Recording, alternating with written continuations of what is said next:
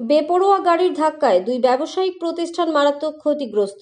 অল্পেতে প্রাণে বাঁচলেন দুই ব্যবসায়িক প্রতিষ্ঠানের মালিক। ঘটনা বৃহস্পতিবার সকালে খোয়াই জব্বরটিলা এলাকায়।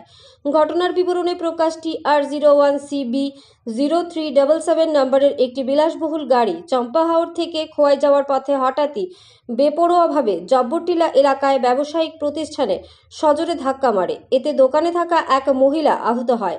পরবর্তীতে ওই মহিলাকে সেখান থেকে উদ্ধার করে নিয়ে আসা হয় খোয়াই জেলা হাসপাতালে। গাড়ির গতিবেগ এতই ছিল যে পার্শ্ববর্তী আরও ব্যবসায়িক প্রতিষ্ঠান ক্ষতিগ্রস্ত হয়। পরবর্তীতে ঘটনার খবর পেয়ে ঘটনাস্থলে ছুটে আসে স্থানীয় এলাকাবাসী সহ গ্রামের প্রধান উপপ্রধানরা। ঘটনার খবর যায় খোয়াই থানায়।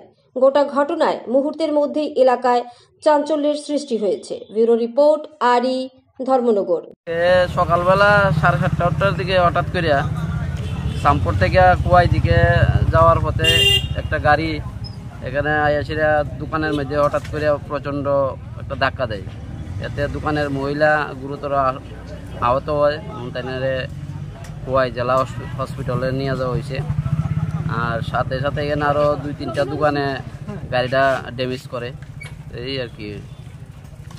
পুলিশের খবর দিয়েছেন? পুলিশের খবর দেওয়া হয়েছিল, পুলিশ আইসে, আইসিরা ইনভেস্টিগেশন করে গেছে।